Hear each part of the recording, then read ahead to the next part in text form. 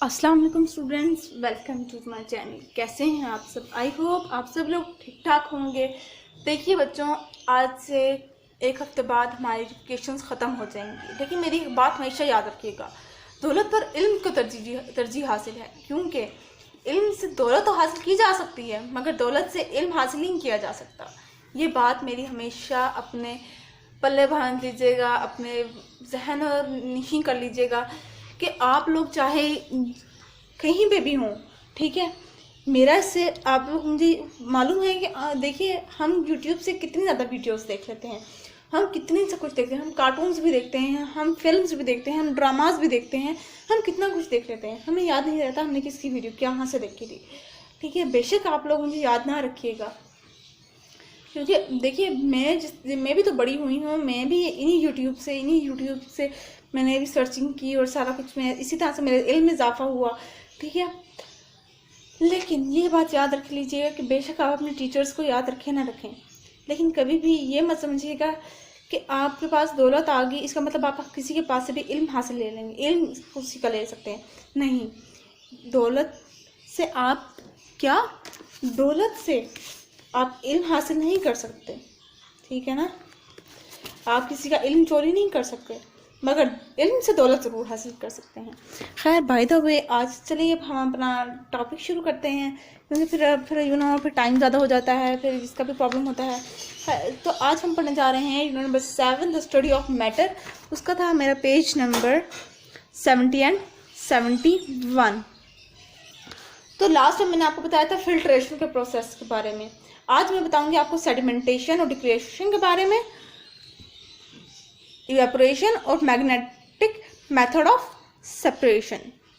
तो चलिए अब शुरू करते हैं। सबसे पहले आता है सेडिमेंटेशन एंड डिक्लेरेशन।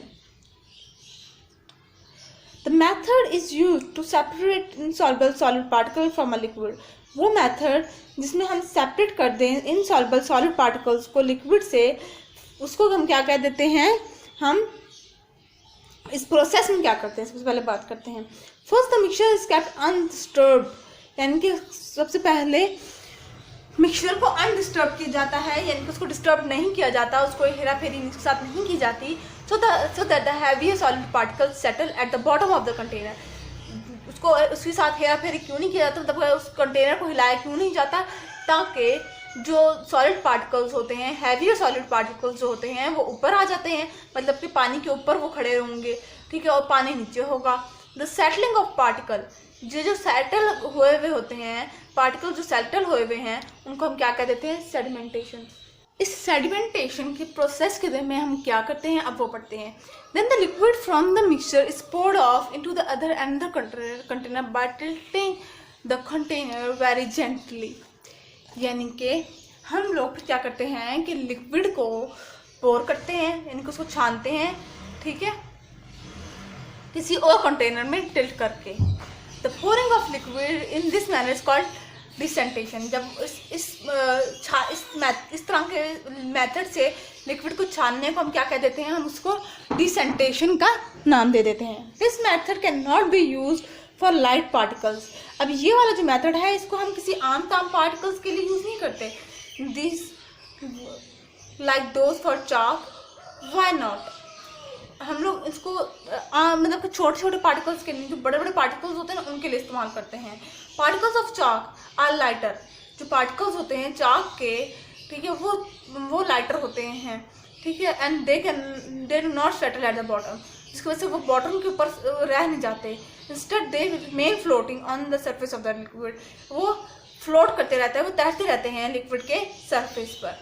तो जी अब चलते हैं एवेपोरेशन के ऊपर, यानी कि भाप के प्रोसेस के थ्रू जो हम काम करते हैं, भाप के प्रोसेस के थ्रू, ठीक है, वो जिसमें वाटर वेपर्स उड़ते हैं, फ्लोट कर जाते हैं, एवेपोरेट कर जाते हैं।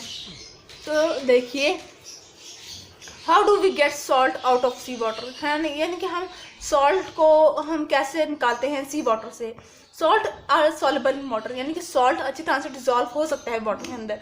You can not see use the filtration method to separate soluble substance for a mixture. اب آپ فلٹریشن میتھڈ نہیں یوز کرتے سالبل سبسٹانس کے لیے جو کہ مکسچر میں ڈیزالو ہو جاتے ہیں. To remove salt from C water, salt کو ریموو کرنے کے لیے سی واٹر میں سے you will have to use another method called evaporation. آپ ایک دوسرا میتھڈ یوز کرتے ہیں اور اس میتھڈ کو ہم کیا کہتے ہیں, اس میتھڈ کو ہم کون سا نام دے دیتے ہیں, اس کو ہم ایویپوریشن میتھڈ کا نام دے دیتے ہیں. ڈو یو ریمبر, آپ کو کیا یاد ہے, what happen to water when it is boiled, جب واٹر بوائل ہو جاتا ہے تو اس کے ساتھ کیا ہوتا ہے, it changes into a steam, وہ اسٹیم میں آ جاتا ہے. it evaporates and salt remain in the container, جب وہ ایویپوریٹ ہو جاتے ہیں, واٹر ایویپوریٹ ہو جاتا ہے اور صرف نیچے کیا رہ جاتا ہے, سالٹ رہ جاتا ہے کنٹینر کے اندر, کسی بھی برتن کے اندر, کسی بھی چیز کے اندر. ان دس وے سالٹ از سیپریٹڈ, اس طرح سے سالٹ کو سیپریٹ کر لیا جاتا ہے. لیکن آپ اس ڈائیگرام میں دیکھ سکتے ہیں, دیکھیے اس کو دھوپ کے آگے رکھا ہوا ہے. the warmth of the sun evaporates the water, جو کیونکہ سن سے گرمائش آ رہی ہے تو اس طرح سے وہ سارے واٹر ویپرس کے تھرو واٹر ایویپوریٹ ہو جائے گا اور ہمارے پاس کیا رہ جائے گا, اس پلیٹ کے اندر, پین کے اندر ہمارے پاس خالی سالٹ رہ جائے گا.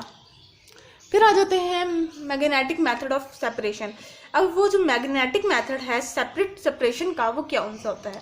Magnates are use to separate magnetic material from non magnetic material, یعنی کہ میگنیٹس اس لیے یوز کیے جاتے ہیں, کسی بھی میگنیٹک مٹیریل کو نان میگنیٹک یعنی کہ جس کے وہ سبسٹانس جس کی میگنیٹک پاور ہوتی ہے ان کو نان میگنیٹک سبسٹانس سے دور کرنے کے لیے. Electro magnates are use to sort magnetic material into a scrape yard. دیکھیے الیکٹرو میگنیٹس اس لیے یوز کیا جاتا ہے تاکہ میگنیٹک مٹیریل علیحدہ کر سکیں. اس کے بعد یاد دیکھیے انوائرمنٹ واچ, ہارمفل گیسز یعنی کہ جو ہمارے لیے نقصان دہ ہیں.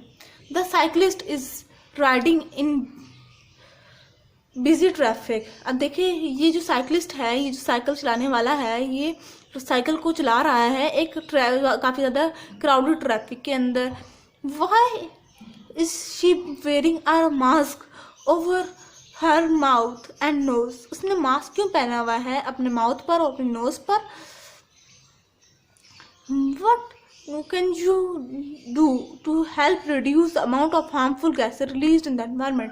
آپ کیا کریں گے جب آپ کو پتہ چلے کہ ہارمفل گیسز ہیں اس انوائرمنٹ میں, اس ایٹماسفیئر میں, تو آپ یہ اس کا جواب مجھے کمنٹ باکس میں بھی دیجیے گا, اس کا بھی جواب دیجیے گا کہ اس نے یہ سب کچھ کیوں پہنا ہوا ہے. یہ مت کہیے گا کہ اس کو وائرس کی وجہ سے, نہیں, وہ بات الگ تھی, ٹھیک ہے, یہ وائرس اب بس ختم. لیکن آپ مجھے یہ بتائیے کہ اس بچے نے یہ ماسک وغیرہ کیوں پہنے ہوئے ہیں, یہ مجھے ضرور کمنٹ باکس میں بتائیے گا, اور پھر میں انشاءاللہ آپ کو بتاؤں گی کہ اس نے کیوں ماسک پہنا ہوا ہے. وائرس والی کوئی وجہ نہیں, کرونا وائرس والی کوئی وجہ نہیں, یہ میں آپ کو پہلے نشانی دے دوں, ٹھیک ہے جی. تو جی یہ تھا آج کا ٹاپک, اور الحمدللہ آج ہمارا یونٹ بھی ختم ہوا. انشاءاللہ اب میں نیکسٹ ویڈیو میں آپ کو اس ایکسرسائز کے سے ریلیٹڈ پڑھاؤں گی. آج کے لیے بس اتنا سا ہی, اپنی دعا میں یاد رکھیے گا. جاتے جاتے میرے چینل سبسکرائب کر دیجیے گا, بیل آئیکن کو پریس کیجیے گا, اور ساتھ ہی ساتھ میری ویڈیوز کو بھی لائک کر دیجیے گا اگر آپ کو میری اس ویڈیو سے کوئی انفارمیشن ملی ہے تو. اللہ حافظ.